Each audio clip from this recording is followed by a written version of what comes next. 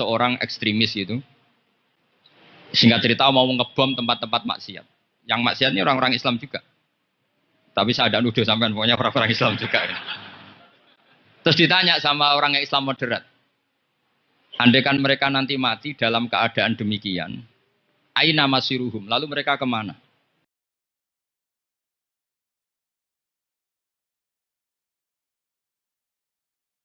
Assalamualaikum warahmatullahi wabarakatuh.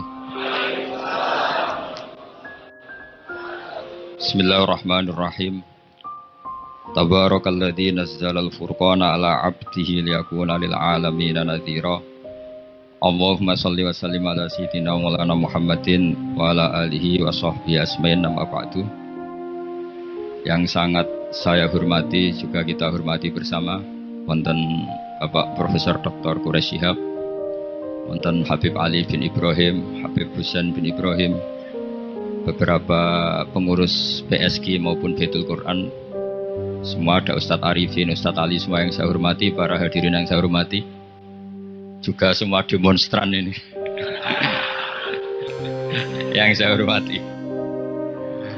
Saya ini kata orang banyak itu punya fan banyak, sebetulnya ini korban orang banyak. Karena ngaji Quran itu sulit, mereka nggak mau ngaji. Pasrah sama Pak Quraish, pasrah sama Gus Bak, terima mateng. Jadi ini kenakalannya Muhibbin. Dulu korban seperti ini juga Rasulullah SAW. Itu kalau sahabat ingin masuk surga, itu ya gak suka ngamal yang berat-berat juga gak suka. Minta saja ke Rasulullah, ya Rasulullah saya minta satu hal. Apa? As'aluka murafaqataka fil jannah. Saya minta supaya jadi teman engkau di apa? Surga.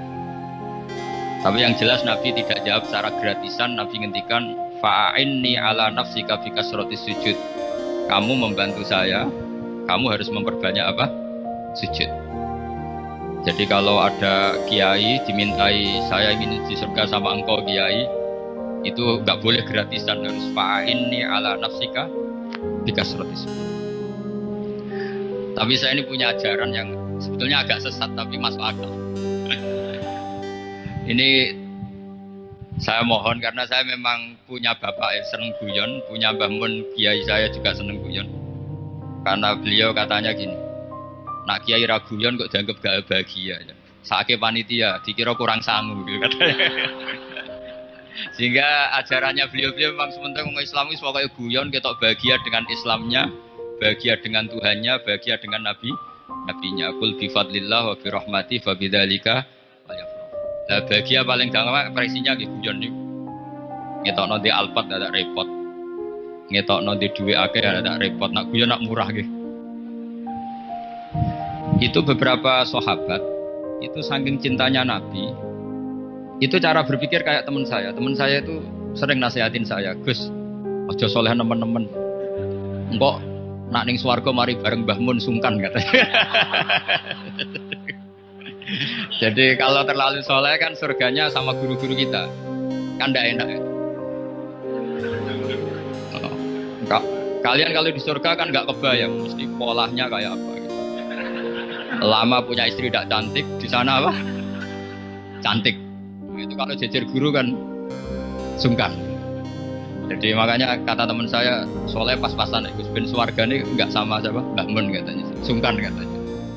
Nah ternyata pikiran itu juga ada di sahabat. Ya Rasulullah, saya puas-puaskan melihat engkau di surga. Kenapa? Saya tidak mesti masuk surga. Kalaupun di surga beda kelas dengan jeneng.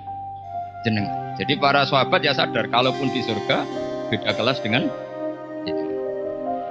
Tapi pelajaran yang kita bisa terima adalah bahwa semuanya itu harus ada amal kita.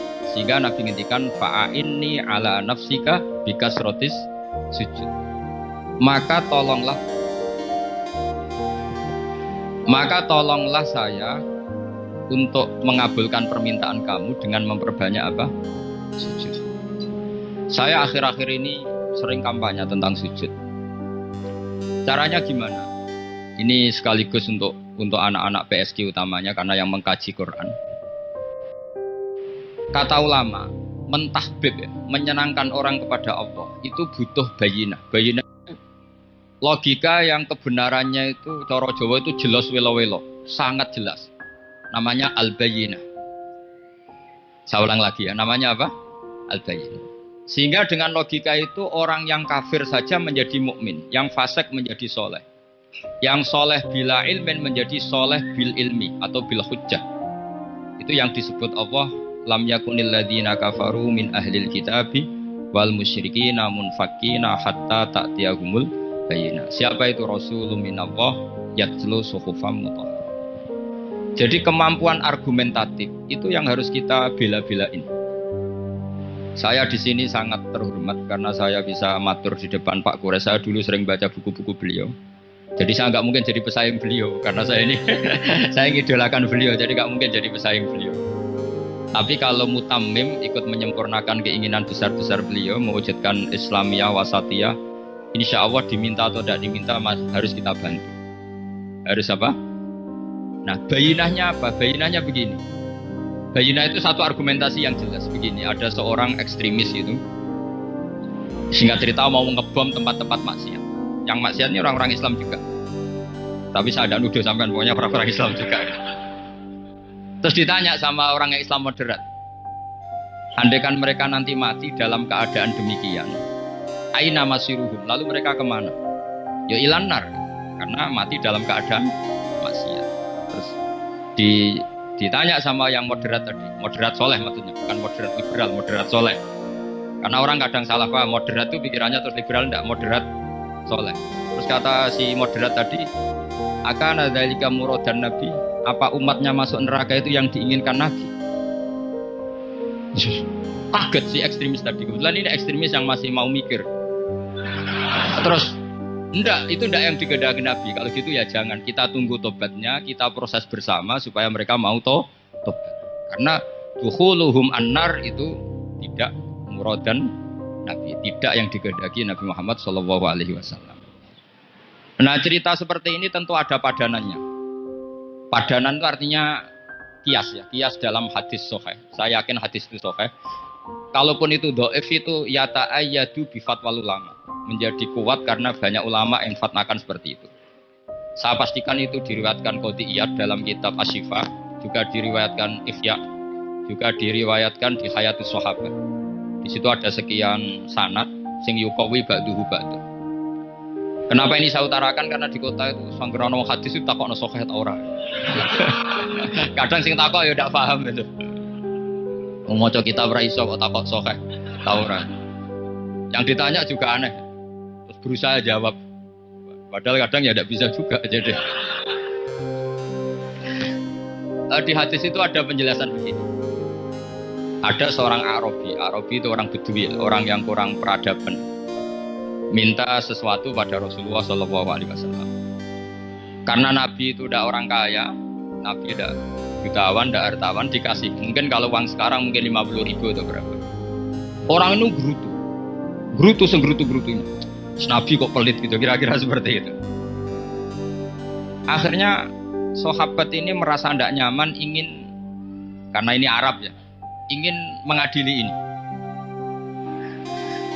Saya membahasakan mengadili itu ya ada Arabnya, karena kadang ada riwayat misalnya paham ma ayat ribuhu, nanti juga repot, ayat tuluhu juga repot. Makanya kalau ke Jawa itu kadang maknani bahasa Arab itu bingung.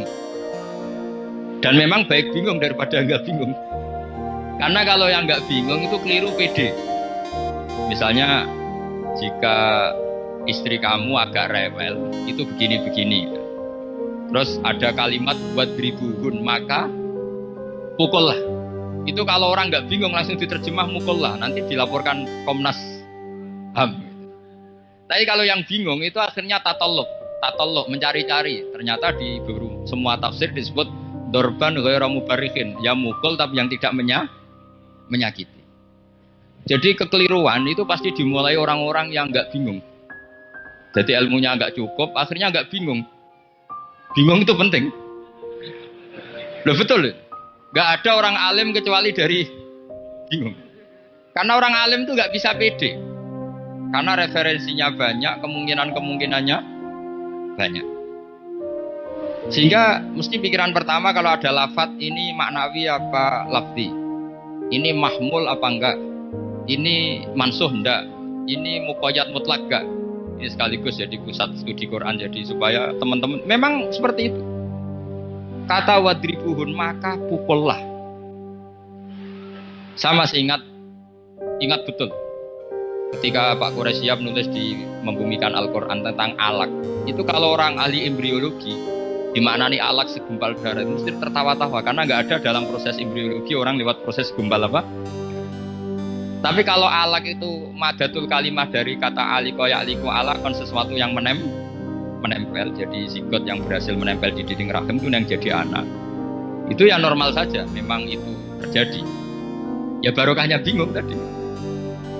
Atau alak dimaknani segumpal darah tapi min haitsul jinsiyah. Artinya haitsul jinsiyah itu sejenis ini. Jadi bukan di proses embriologinya tapi di jenisnya, supaya orang nggak sombong diistilahkan min alak, tapi maknanya min jinsil alak, bukan alaknya tapi jenis alak. Itu kayak Abu Bakar. Abu Bakar itu kalau sedang bully manusia yang sombong-sombong itu, kamu kok sombong? Kamu itu keluar min makhrajil bauli marroten. Supaya orang tidak sombong itu disilakan manusia itu yakhruju min makhrajil bauli apa? Marroten. Kan kamu keluar dari makhrajil bauli berapa? 2 kali kan? Minar rojul lewat penis, terus nanti lahir juga lewat min makhrajil bauli. Jadi untuk mengadili manusia supaya tidak sombong diistilahkan keluar min makhrajil baul marroten. Nah mungkin alak kalau maknanya segumpal darah itu maknanya jenisnya seperti ini. Kenapa kamu sombong? Jangan digugat tentang itu proses embriologi. Kalau itu tidak ngalami itu. Jadi akhirnya barokahnya bingung itu alak dari proses embriologi maknanya apa? Aliko ya aliku alakon, sesuatu yang nempel, yang sukses nempel di dinding rahim. Tapi dari segi jenis mendidik tawadu, mendidik khafdul janah lil mukminin, mendidik adul wal inkisar, rasa hina, itu dengan makna tadi. Saya teruskan. Si Arabi tadi karena dikasih 50.000 gerutu, terus akhirnya Nabi memanggil Arabi tadi karena mau dipukulin sama sahabat. Gak tahu mau dipukulin atau mau dibunuh, gak tahu, pokoknya dikerasin tadi. Makanya gak usah diterjemah. Kalau diterjemah nanti jadi bingung. Terus akhirnya dibawa sama Nabi, diajak masuk, dikasih banyak sama Nabi. Kasih banyak, ditanya sama Rasulullah, kamu sudah puas ya Arabi? Sudah ya Rasulullah. Hebatnya Nabi apa? Kamu harus menjelaskan ke semua sahabat saya kalau kamu sudah puas, karena tadi kamu ngomong yang bikin sahabat saya dongkol. Terus sekarang harus mengkonfirmasi. Ya Rasulullah. Di depan umum juga Nabi ikut. Ini Arabi tadi minta saya tak tambah, terus dia puas. Ahakada ya Arabiyu? Naam ya Rasulullah. Fajazakallahu min khairin wa asyirat. Dia tegas naam ya Rasulullah. Nah, pelajaran dari hadis ini adalah kalimat ini. Ini harus diingat-ingat. Setelah Arabi tadi puas, sahabat juga tahu apa pernyataan puasnya Arabi tadi. Nabi ngetikan begini. Masalu hadza, perumpamaan orang ini dan saya itu seperti orang yang punya unta atau sapi atau kambing yang syarodat, yang liar. Fattaba'ahan nas. Kemudian orang-orang ikut membantu nangkap. Falam yaziduha illa nufuran. Bantuan manusia-manusia ini malah tambah lari karena ini semua orang ini asing. Bagi unta ini kan asing, yang nggak asing kan hanya pemilik. Nah, terus kata si pemilik unta tadi, khallu baini wa baina naqati. Sudah saya tidak usah dibantu. Fa ana arfaku, biasa lebih sayang kepada unta saya. Orang nggak ikut bantu semua, terus kemudian unta itu dipanggil. Fa akhoda minkum amil ardi, kira-kira diambilkan rumput, terus unta itu mau nurut. Intinya apa? Kalau orang nggak bakat kiai, nggak bakat dai ilallah, kok ngajak-ngajak Islam itu falam yaziduha illa nufuron, kira-kira gitu. Karena lebih banyak emosinya ketimbang teknik proses tadrijinya, tasreknya. Akhirnya itu jadi pelajaran ke kita. Pelajaran kedua, Rasulullah ngendikan begini. Andaikan kamu membunuh si Arabi tadi, bahasanya yang membunuh. Kalau ini tak terjemah nggak apa-apa, wong andaikan saja. Andaikan kamu membunuh si Arabi tadi dalam keadaan membenci saya, yaitu ngomentari Nabi adalah kikir, maka dakhalan nar. Orang ini akan masuk neraka karena dia mati dalam keadaan sakhitan dan Nabi Shallallahu Alaihi Wasallam. Dia mati berstatus benci Kanjeng. Tapi uniknya dalam Islam segampang itu. Ketika si Arabi tadi mencintai Nabi itu karena dibayar, karena diservis. Dan itu cukup loh dalam Islam. Mencintainya Nabi itu karena dikasih uang lagi. Akhirnya dia senang Nabi meskipun karena dikasih uang. Tapi jangan diteruskan, setelah senang Nabi dibunuh masuk surga, ya tidak usah gitu. Nanti jadi repot.